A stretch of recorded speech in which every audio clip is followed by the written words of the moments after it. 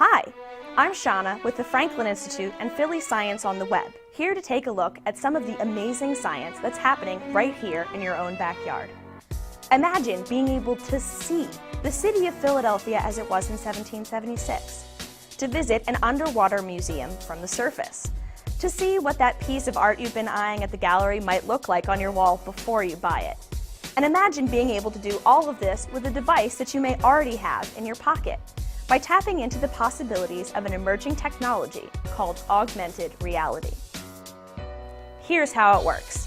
The way human beings perceive reality on a day-to-day basis. 3 spatial dimensions filled with things like rocks, grass, trees, tigers, hasn't changed much since we first wandered the Earth.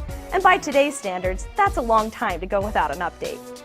And this is exactly what a group of artists and scientists set out to tackle at the 2011 Philadelphia Science Festival's Augmented Reality program.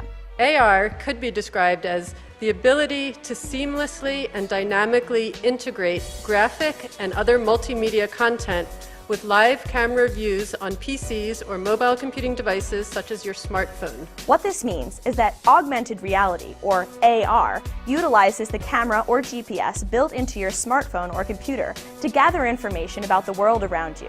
It then uses your device's internet connection to gather additional information about the things in that world around you.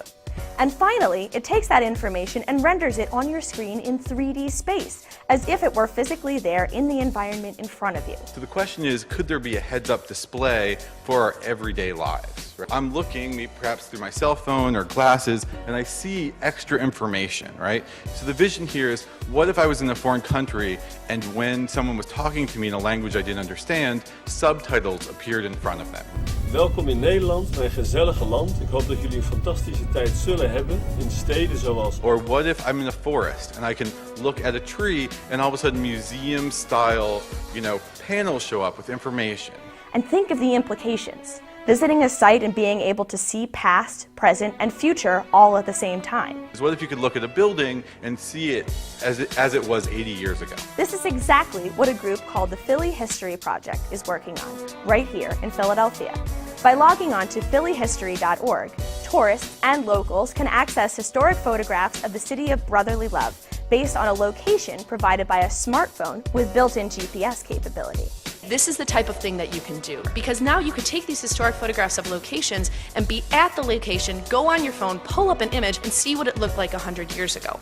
And that's really powerful. The previous speaker had talked about using images. Well, this is now doing 3D models to recreate the past, so you can see the building from any view. This video is taking place on site where the building would be, where you see no building is right now. There's the Jane building brought back to life.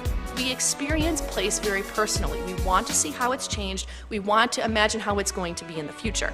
And AR lets us do this. While this new technology sounds amazing, augmented reality is still in its infancy. But as it matures, it could very well spark another social revolution. In the 1990s, we saw the place of public discourse migrate onto the internet. And now with augmented reality technology, that virtual public sphere can now be overlaid back into the physical environment. With the new HTML5 standard, there now is integrated through JavaScript, integrated augmented reality using video. So if I turn off the augmented reality, you can see there's no actual bouncing ball there.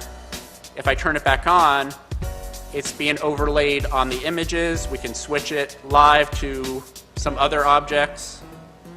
So all of this is now available in browser technology to everybody. In other words, the trajectory of AR technology seems fixed on a path to a world where the lines separating the internet and the physical environment aren't so clear. And believe it or not, it seems a logical step. In the race for ever quicker access to information, a bottleneck exists that we haven't yet fully addressed. Us. Current smartphone technology puts information at your fingertips, and that means that access to information is only as fast as we are.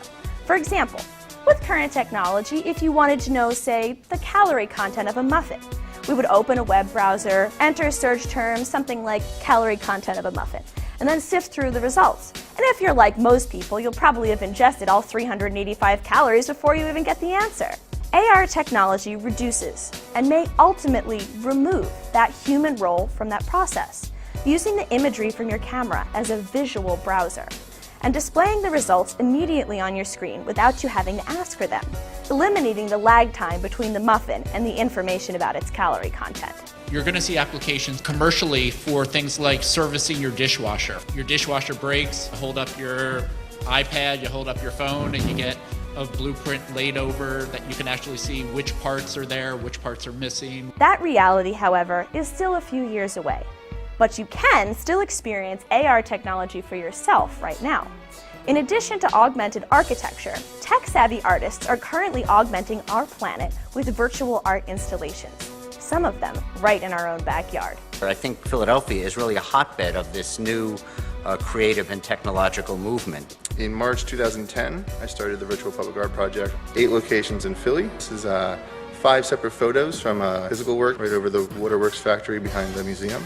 From subsurface sculptures of sea life to abstract installations in parks and public spaces, AR technology brings with it the potential to turn entire cities into virtual art museums, where the price of admission is simply owning a device with access to the internet.